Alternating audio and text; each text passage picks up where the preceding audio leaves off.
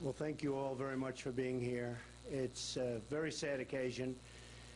With these incredible families, I just spent quite a bit of time going over the loss of their children, incredible children. In some cases, they were grown, but to the families, they'll always be their children. We were discussing that.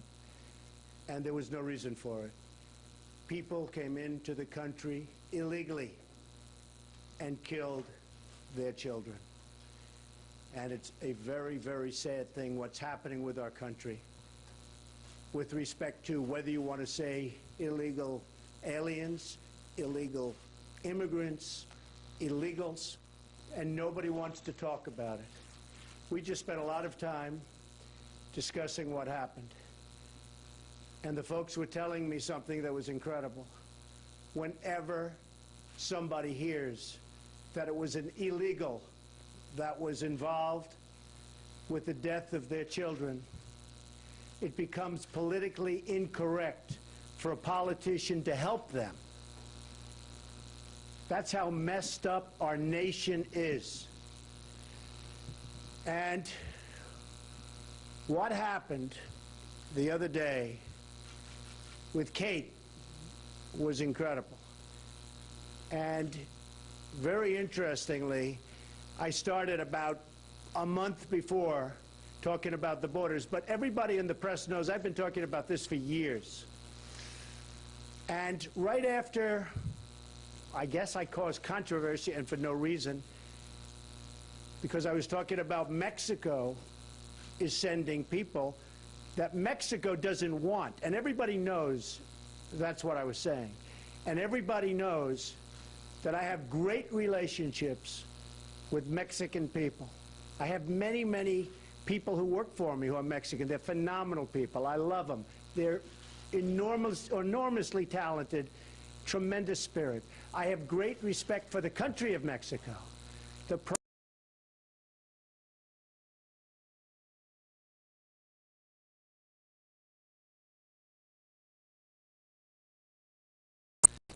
negotiators are much better than our negotiators. And they're sending people into our country that we don't want, but we take, and that they don't want. And you know who they're sending. Now, the problem is you'll cut the statement in half, you'll cut it down, so you'll leave out what I said, which you always do, because the press, in many cases, is very, very dishonest. And I've actually learned it by speaking with the folks alongside of me. So you have the illegals come in, and the illegals killed their children. And we better get smart in the United States. So we're housing people from all over the world that other countries don't want. They're sending criminals to us, and we're putting those criminals in jail, oftentimes after they've killed somebody or hurt somebody. And whether it's Mexico or other countries, they look at it very differently and very intelligently. Why should we pay for somebody in jail for 25, 30, or 40 years when the United States, with very, very stupid leaders and representatives, will take care of the situation? And I heard there were going to be big protests outside. You heard that. There's hardly anybody. And I can tell you, if you look at who those people are and where they came from, they were very well spoken. Check out the Mexican government. Because I've been talking about the horrible trade deals that the United States is making with Mexico. And again, I respect Mexico for it. But I don't respect our leaders. And those trade deals are taking our jobs. They're taking everything. Ford is building a $2.5 billion plant in Mexico. They're going to make cars and trucks and parts and send them into the United States. We get no jobs. We get no taxes. We get no anything. No tax comes right across the border.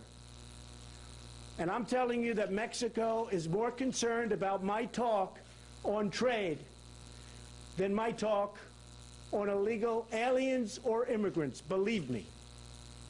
Because now Mexico is having a hard time making deals because they're saying, oh, Trump has brought this to light. So I have brought the immigration problem to light, especially concerning the illegal aliens and the illegal immigrants.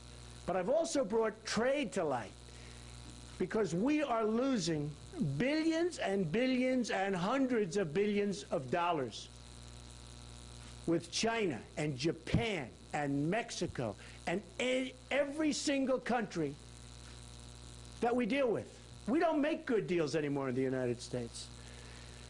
So I'm going to ask a few of the folks to just say a couple of words. This great gentleman, I saw him on television the other day. I never saw him before. And he was talking about me. I said, what's he talking about me? What did I do now? I thought you were going to be critical of me. Everybody's critical of me. And he said that Donald Trump is the only one that speaks up about the illegal immigrant problem. The only one. And I said, what's he talking about? And then he told the story of how his son, who's this incredible young guy, who's going to get a scholarship to college and a great potential quarterback, great athlete, was shot from nowhere by an illegal who shouldn't have been in the country. And nobody wants to talk about it. So what I do is maybe we can start right here. And we'll just go down the line very quickly and we'll talk about it and get it out of your system. Because the system is really screwed up. Okay? Go ahead. Yeah, come to the mic. It's easier. Perfect. Yeah, my name is Don Rosenberg. It's D-O-N-R-O-S-E-N-B-E-R-G.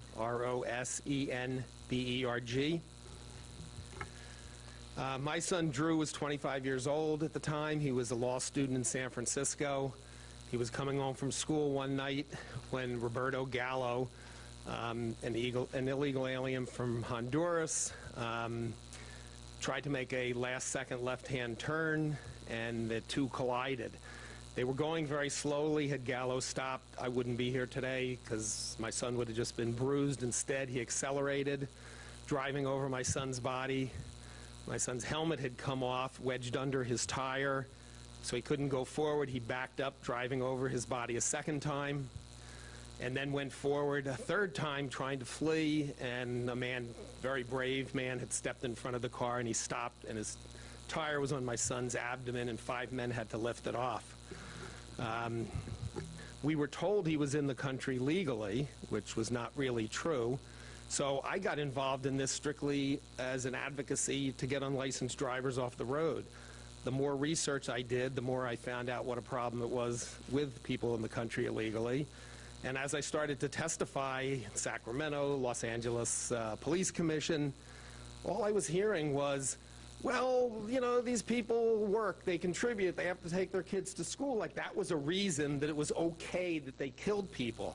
And every year, just driving, they kill about 3,000 people, which of course never makes it in the press anywhere. Most newspapers now don't even give the license or immigration status when they kill somebody. So that's what, so it was actually people here illegally that sucked me into the battle, because I had to start researching and find out, first of all, what they're saying. It's irrelevant, but is it true? So not only is it irrelevant, but it's not true.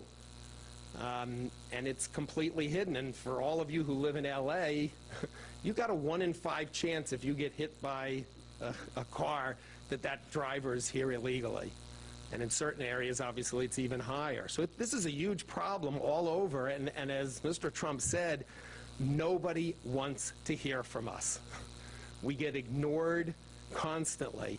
Well, the guy who killed my son spent all of 43 days in jail, and then I had actually met with Henry Waxman because I wanted him detained and deported, and USCIS responded back, we won't detain him because, quote, he's only committed 1 crime of moral turpitude.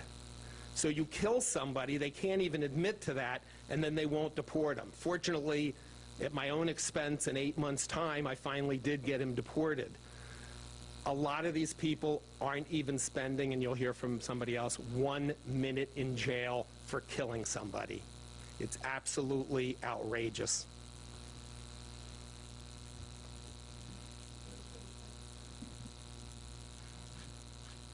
One of the things that we spoke about inside, which I found amazing, I said, well, time will help and time will heal.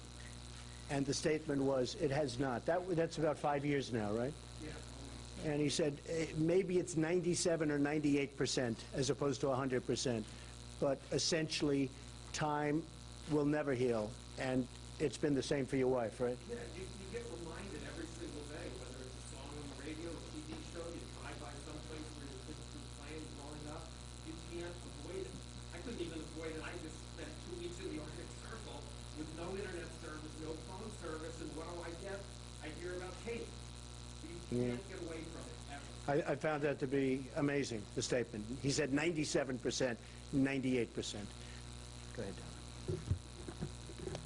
My name is Lupe Morphine Moreno, and I'm here representing my sister, Angie Morphine, and my 13-year-old nephew, Ruben. Ruben was gunned down by an illegal alien in Salinas, California, December 29, 1990.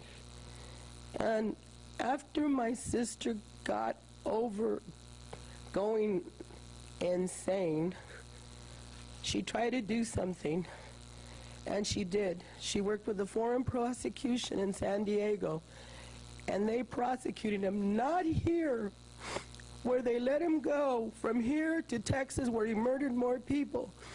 But they went into Mexico, and a Mexican judge gave him 20 years without parole.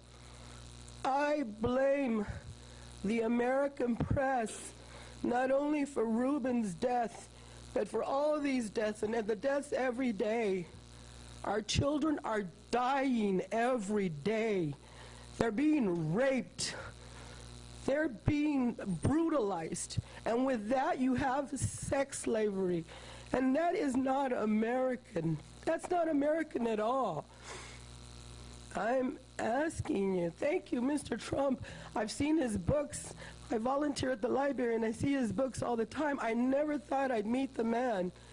But anybody that speaks out, all those other politicians, I hear them. I've been to Washington. My sister has given congressional testimony.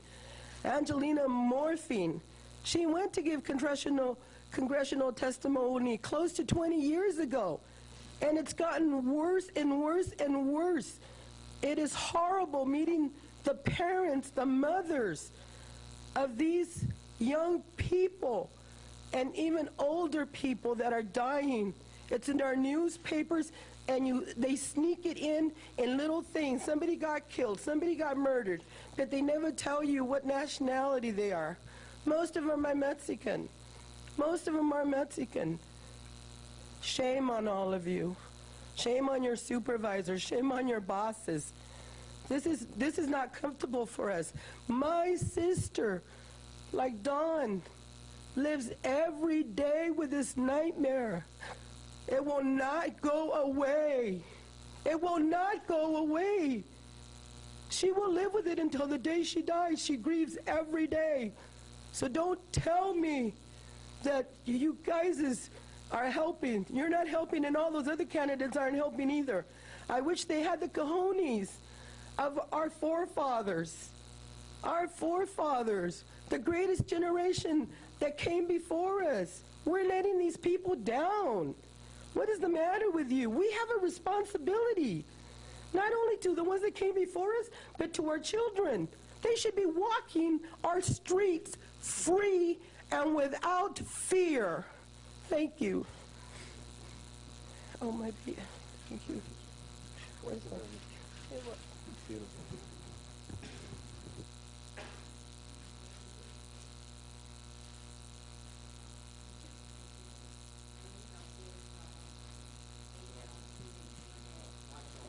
Audio. I'm sorry. Is that better? My name is Althea Shah. No? The light is on. Oh. Oh, okay. That's Althea Shah, SHAW. When we found out my nephew was murdered, we heard the gunshots. And the exact place where he was murdered, my brother and I, we played there. And it's been so hard because my mom, right here, after working 44 years with Office of Education, it almost killed her because a grandmother is not, a grandparent, when parents aren't equipped, it's like our bodies are not made to bury the children. And my mom, it affected our family even to this day. And my nephew was murdered by a gang member who was in the country illegally. And my two sisters, my brother, and we just knew that we would not have any problem with deporting gang members. But when they found out he was in a gang, no one wanted to support us, but they supported us until they realized he was in a gang. We went to Senator Feinstein's office, and it's so sad about Catherine Steinle, because the people who were saying they're going to do something now, we went to Feinstein's office. We went, Mark Riley Thomas, the Board of Supervisors, they don't want to hear us. They say, Herb Wesson told my brother he was going to do something and didn't do anything. They tried to stop us from the prosecutors, everyone. And all we were trying to do was deport gang members who were in the country illegally. That's it. And so many times people say, but what are you going to do with all the ones that are here? Enforce the law. Secure the border. If you would read the harboring of illegal aliens, you would see the last paragraph is the outreach program. I asked Mayorkas about it. I said, you all, 2 weeks ago, the Board of Supervisors in Los Angeles County, that's why we're thankful for Mr. Trump, because Los Angeles is a sanctuary city. No one was going to talk about it. The Board of Supervisors, a couple of weeks ago, Hilda Solis, Mark Riley Thomas, Sheila Quayle, the three of them voted to remove ICE from the jail. We're talking about the jail. They're already in jail, and it's only fair. You shouldn't have to discriminate. Just enforce the law. The last paragraph of the outreach program says, go to the community and let them know that illegal immigration is a crime. And if you read it, and so I asked Mayorkas, I said, where's the outreach program? Because he was at a program where they were saying they were trying to encourage more illegal immigration. And you know, my brother, if it wasn't for Jamil's law, that we were trying to get Jamil's law passed, he literally would not have made it, because he loved my nephew so much. And I'm sorry to cry, but the night that he died, my brother was beating with his hands in the concrete, and his hands were swollen. He said, nobody's going to care in a couple of weeks about him. And a lot of the hip-hop people and the generation, I just wanted to bring this picture to show about my nephew. He was standing next to Beyonce with Destiny's Child, and she had her arm on her hand on his shoulder. And a lot of times, this is not about color. This is about, this is about illegal immigration, and it's a crime. And he loved this picture. And one more picture I want to show you. Once we had a party at our job. This is my nephew. He loved riding the horse. And a lot of times you see him when they're a little kid, but you forget. When you say, when they're just the little kids, he was a little kid too. And he wanted to enjoy life. And he was gunned down, and so many times they don't want to hear it. And when Mr. Trump, in our community, we love Mr. Trump. We're happy because we know he spoke up and he said something. And so I just hope that that when you guys keep in mind, enforce the law. Thank you. Thank you. I'd like to have Jamil say a little bit about your son and then what happened, Jamil, because it's tragic. Hello. Yeah, my son Jamil Char, the second. He was shot dead in the streets by an illegal alien that was released in the LA County Jail without any supervision on a Saturday night. He was in jail for assault with a deadly weapon, battery on a peace officer, and he only got 8 months in the county jail. Then released him 4 months early, you know, into the community. The same day he got out, He murdered my son because what you have to understand, what they don't tell you in L.A., Sheriff Baca, we had a meeting one-on-one, me and Sheriff Baca, and he told me to my face that your son was murdered because he was black.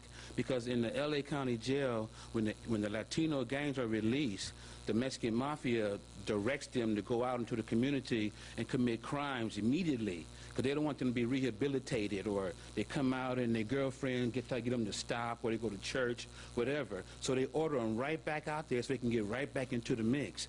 But they order them to kill black people. So just what he was doing, he was looking for black people to kill. You know, so happened he was in my neighborhood only because he was visiting one of his friends because they didn't have any money. So he was coming to get some money. And they saw him around the corner. And if it wasn't for him going to my neighbor's house, my son would have just been narcissistic because they wanted to kill him around the corner. The girl wouldn't pull over. She pulled over where she thought was a good spot. That's right in front of my house. So my son was walking right down the street into his death, you know. It's not fair. You'd be shot in the stomach. You know, the coroner said that he was laying on his back with a bullet wound in his stomach with his hands up, and he was shot through his hand into his head. They thought he was shot 3 times because his hand wound was so severe, and then the coroner realized that he was like this, on his back, you know. And then people say, well, hey, Donald Trump is the only person I see talking about that. All the Republicans that are running for office right now, they were going to bamboozle us because they want us to think that they were going to enforce the border and go after legal immigration and all that. But as soon as Mr. Trump started speaking, you see how all of them were trying to criticize him. So that means they weren't going to do nothing. You know, they promised us stuff over and over and over. The only person that I could see is Mr. Trump, because even though we might be almost the same age, I'm 54 years old, and he looks like he's about the same. You know, you know, but what I wanted to say was that when you get to a certain, of course I lost my train of thought when I said that, you know, but you know what I'm trying to say though basically is that Mr. Trump is almost like, he's like the father image, you know, he's like the father. Everybody wished that was their dad.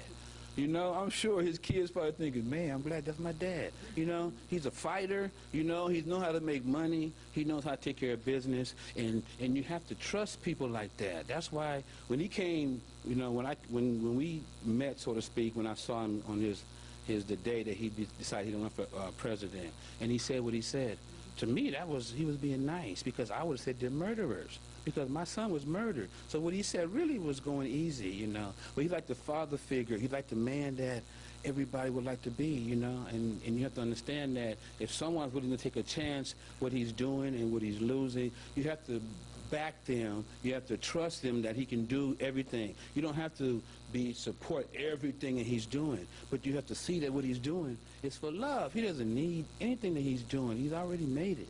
You know, he must have a love of America. That's how I see it. I have friends, or of course I'm a black man, I have a lot of liberal friends. You know, everybody, the white man putting me down kind of stuff. They're all excited. I have friends calling me, man, did you hear what Trump said? Yeah, you know I heard. You know, I said, I haven't voted forever. I'm going to vote. Black people in the neighborhood want to vote for Trump because they see hope. They see change. They know it's coming. You know, you can tell by the atmosphere. Either way it goes, it's going to be change. The Republicans are going to have to change if they want to beat him, you know, in which I hope they don't, but they have to adapt. The Democrats have to adapt. He has the momentum, he has the power, and we know he can do it. And me and my community, I trust him. You know, I trust him a lot. Thank you. Thank you. Thank you. That was really nice. By the way,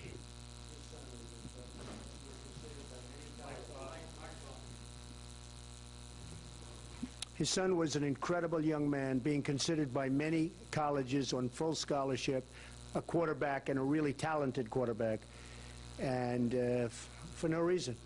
For no reason. The man who killed his son was here illegally. Illegally. His son should be with his parents today. Please. Oh, I'm sorry.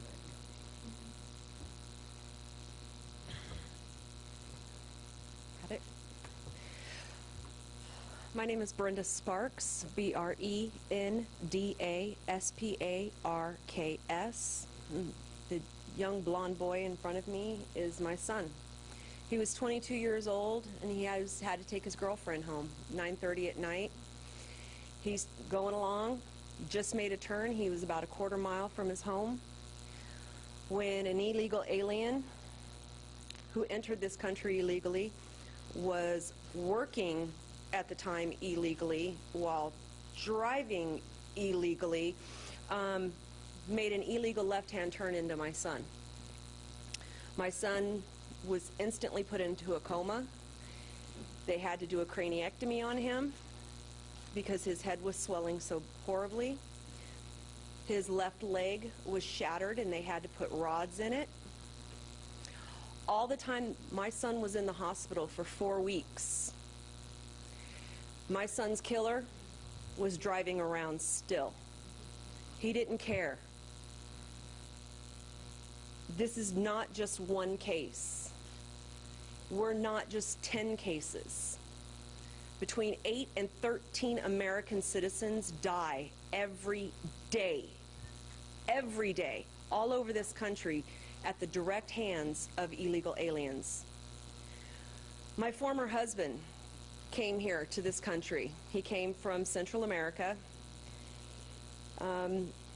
He decided to come here because some Marines had come down to his town and helped out and did some things, so he wanted to be a Marine, his heroes. He came to the United States legally, joined the Marine Corps, is still in the Corps. I believe he's a Master Sergeant now. You know, honorable career, citizen. And I had to call him while he was stationed somewhere else to tell him that our son was killed. And further, that an illegal from a neighboring country killed our son. The press, you guys didn't do anything. The local newspaper in the area that happened, they twisted the facts. They outright lied. And never did they mention the guy who killed my son was delivering their newspaper. I was under the impression journalists are supposed to be fair and balanced. That's not fair and balanced. I have a loving friend, I call her my sister. Her child was killed. And the AP did a story and interviewed her. They talked to 4 sob stories of illegals. And her story finished it off. 4 to 1. Where is the fair and balanced reporting? Please, people, take your liberal image off, take your conservative mask off, and just report the facts.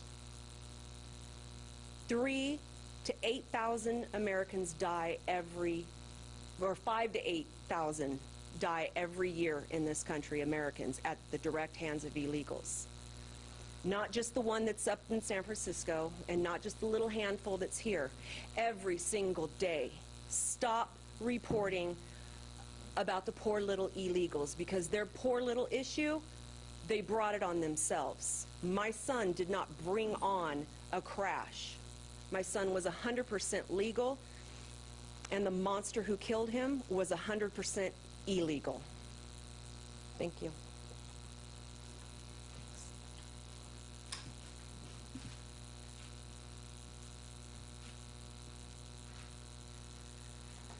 Hello, my name is Sabine Durden, S-A-B-I-N-E-D-U-R-D-E-N. And this is my son, Dominic.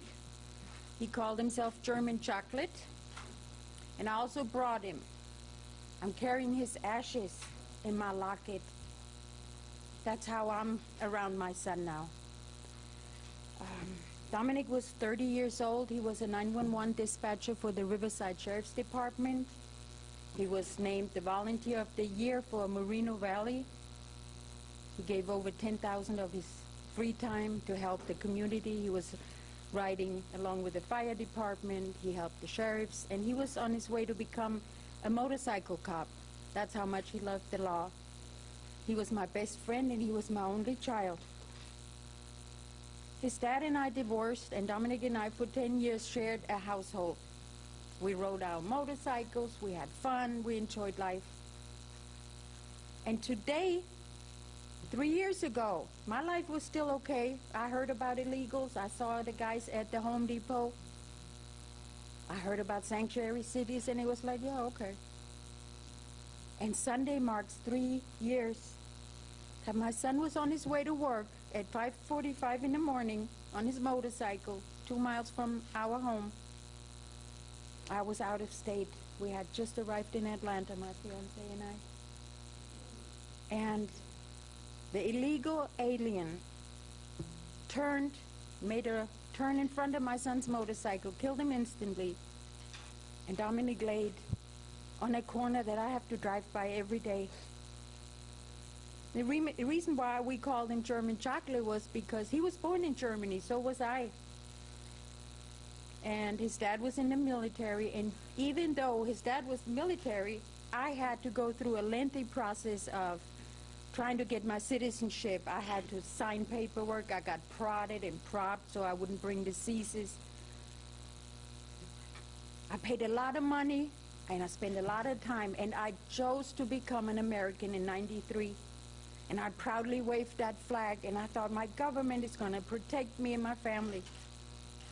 And on that morning, when Dominic got killed, I didn't know right away. It was just all a blur. That's why my heart breaks all over for Catherine Steinle and her family, because you don't even know what hit you. I found out he was an illegal from Guatemala. That came through Mexico. He was one of those dreamers. He came to this country and for 8 years committed felony, 2 DUIs, 1 3 weeks before he killed my son. And he ignored the laws of our land. But when he was arrested that morning, he enjoyed every bit of the laws that he broke. He was put into ICE hold where he bailed out, and I didn't even know it was possible. The DA didn't know it was possible. The killer of my son bailed out of ICE hold for $10,000 cash. He was a day laborer, so you wonder where did he get that money from?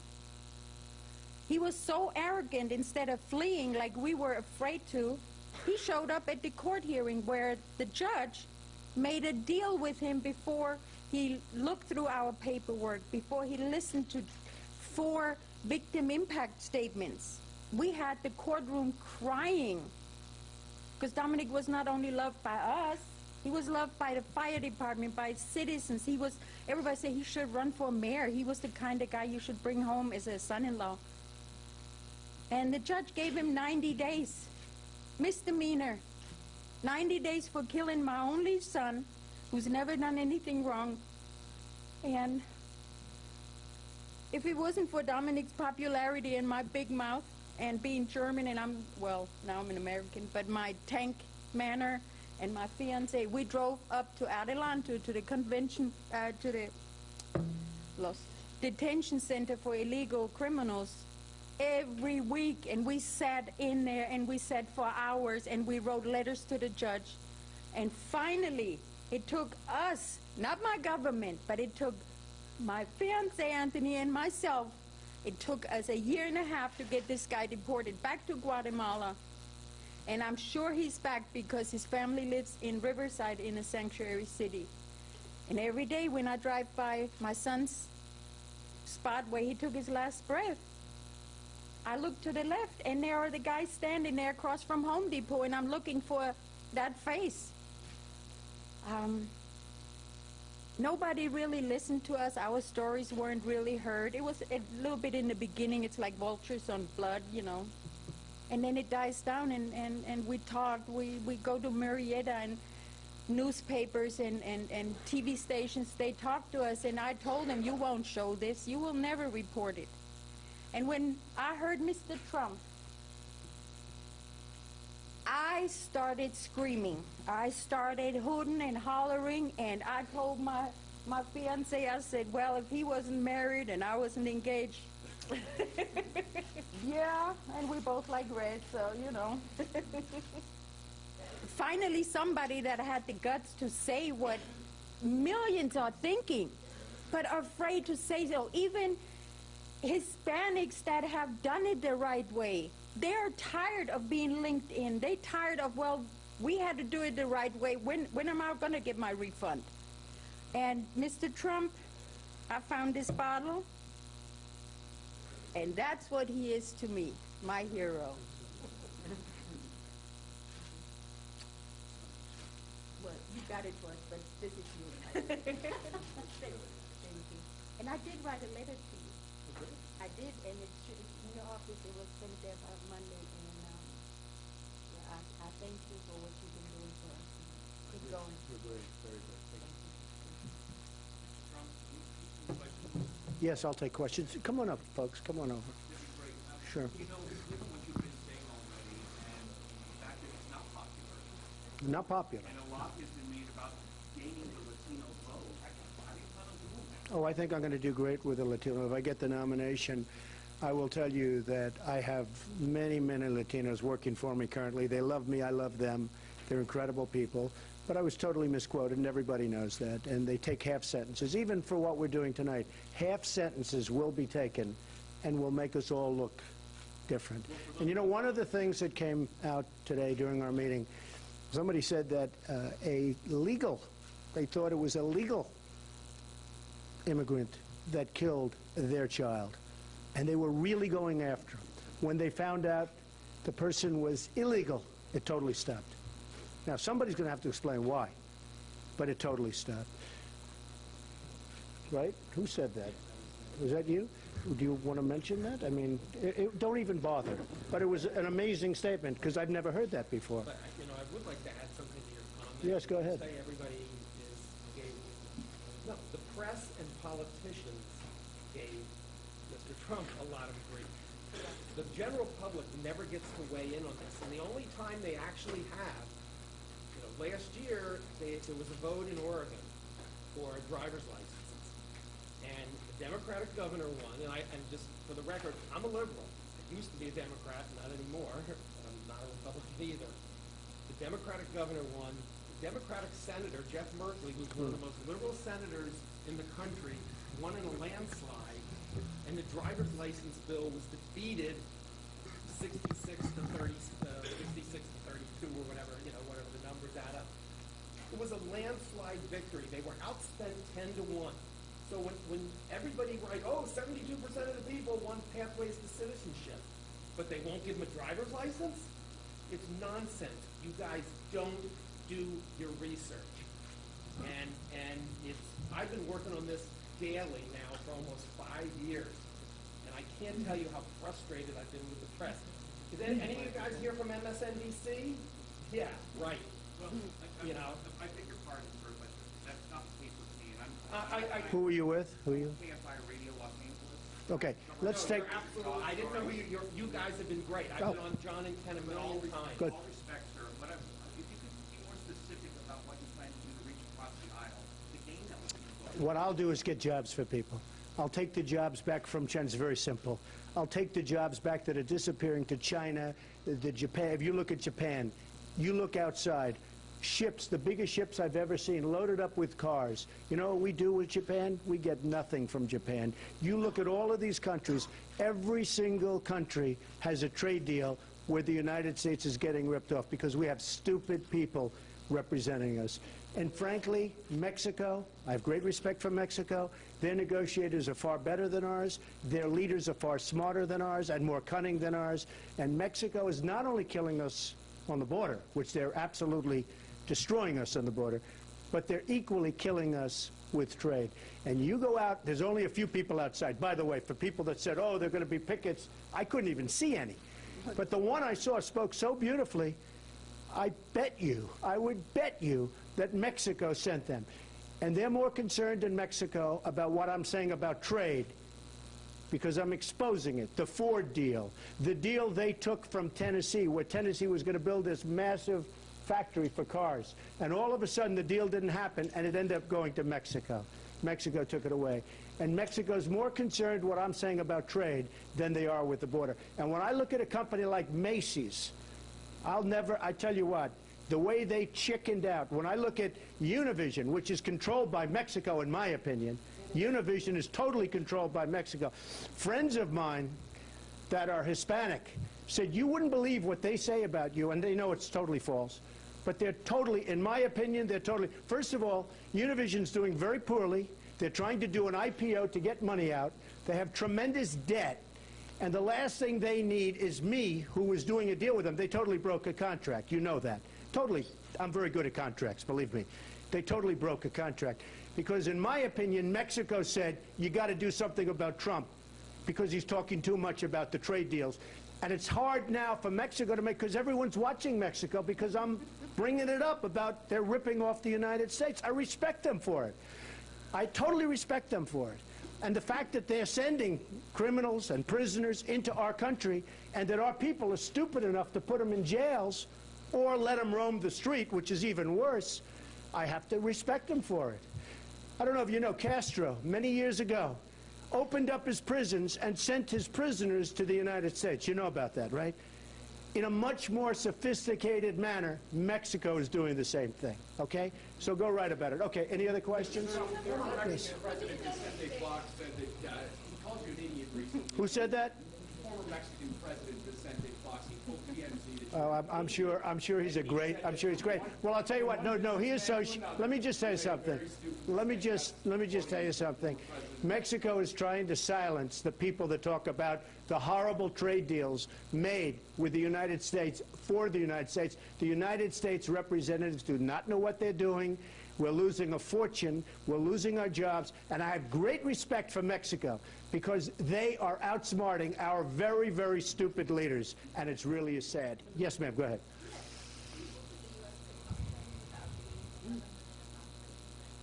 Totally. Totally. What a question. Totally. Absolutely. They would absolutely. Just so you understand, I want people to be legal. I want people to come into the country. Let it be legal. Let it be legal. These are all illegal aliens we're talking about. Let it be legal. Let them go through the process. Open arms, all of us. Everybody up here would agree with me. Yes. I want people to come into the country in a legal manner. And that's what a lot of people want. And, you know, I see that the polls all have me #1 now. This is a much bigger issue. I didn't know this was going to be a big issue. And, in fact, I had Macy's with no guts, and I had NBC with no guts. And the reason, by the way, NBC's angry at me has nothing to do with this. Look, they have Lion Brian Williams working for them. They have Reverend Al Sharpton working for them. They have people working for them. Believe me, Trump is the best. The reason NBC's angry was because they renewed The Apprentice, which was a tremendous hit, and I said, I'm not doing it. They said, you have to do it. The top officials with NBC were in my office a few weeks ago asking me, please, please do it, please. I said, I'm running for president. I want to make our country great again. I got to do it. I don't know if I'm going to make it or not, but I got to do it. I turned them down for The Apprentice, and believe me, it's one of their most successful shows, and it has been for 12 years. And believe me, they are very upset about it. would you like to replace it? As president, you'll have to work with Congress. Yeah, I do well with Congress. I've worked with politicians all my life. They're easy. If you can't make a deal with a politician, you can't make a deal. Specifically, some of the stupid leaders you're talking about. So how do you work with people? Oh, I have. Oh, yeah, there are. And there's some good people in Congress, too, by the way. I know many of them. Who are the good people? You want me to start naming names? But you have people that can be worked with. You can't just sign executive orders. The country wasn't really supposed to be run that way. You have to get people in a room, like Tip O'Neill and Ronald Reagan, and they made deals. They were opposites in many ways, but they made deals. The leaders today, with proper leadership above, with a president that knows how to get everyone in the room and work it, those people would be fine. Okay, any other questions? We'd have to look at it very seriously. I tell you what, I'd start right now. I would build a wall. People aren't coming in except people that are legally documented. People would not be coming into this country. Yes, ma'am. Say it again. Well, that's because I was misquoted. And by the way, they'll do it tonight. They will take, everybody agrees what I said here is fine. Whether you agree with it or not, it's fine, right? Do you agree with that? Okay. They will take some of my statements tonight, And instead of starting from the beginning, they'll start from the middle of the sentence. They won't say my statements that I have a great relationship with Mexicans, that a lot of Mexicans work for me, that, by the way, I sell very expensive apartments to Mexicans. I love the Mexican people. I love their spirit. They won't say that. They don't want to say that. I had cases where they would put on a sentence where they'd started in the middle of the sentence, and it sounds terrible. But if they started at the beginning of the sentence, it was fine. Everybody here said everything I said is fine.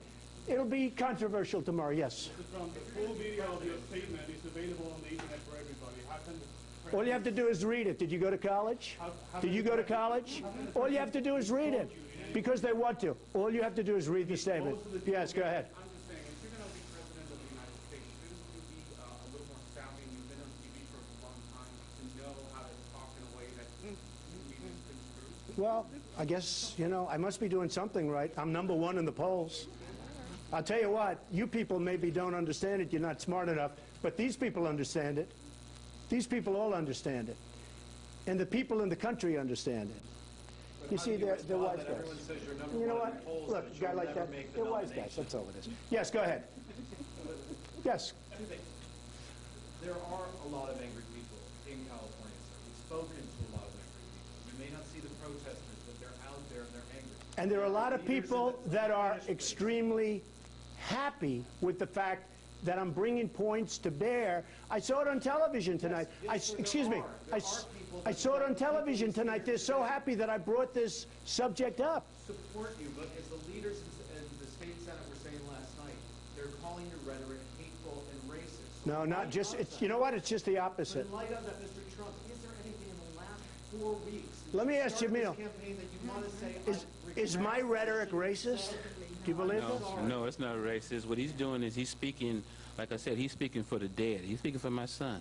You know, he's speaking for the people who can't speak for themselves, that this man, somebody do something. It's unacceptable that we have to live like this because they want to push through illegal immigration. The least thing they can do is make it safe. If nothing else, we shouldn't have to have dead people just so you guys can get citizenship or a vote or cheap labor. Why, how is that fair to my son? He wants to be here with me. He doesn't want to be in heaven. I'm sure it's a nice place, but who's in a hurry to get there? Raise your hand. Nobody. You know, the one thing I would say, I mean, a lot of you are on the other side of the panel and all that, but I don't understand how anybody can really differ. I can't imagine how everybody in this room doesn't agree on this subject. People come in illegally, and in this case, they've killed their children, and they shouldn't have been here. If they weren't here, their children would be alive. Yes, yes. Kate would be alive. Yes. But in the last 4 weeks, you obviously think that you have been misquoted. You obviously think that we have twisted this. Is there anything that you have done, that you have said, that you want to apologize for right now, that you want to set the record straight and say, you know what, take it back? Should I apologize? I think it was stated as fact. I know it's not pleasant, but it was stated as fact. Read it. But don't read it from the middle of a sentence or 3/4 of the way through. Read it. It was stated as fact. You know, in life, I have no problem with apologizing. When you do something wrong, I don't like to apologize when you do something wrong. But there's nothing, you'd have to read the statement.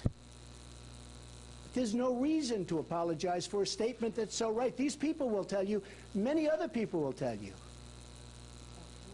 Yes.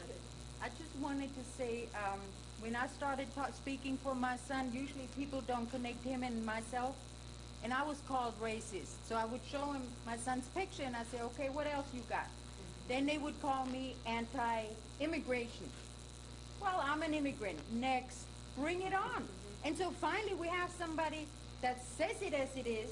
It might not resonate with some people, but you have to agree that if you would stand in our shoes without your kids, and you don't even want to think about that because that's everybody's nightmare, every parent's nightmare, you would look at this a little bit different.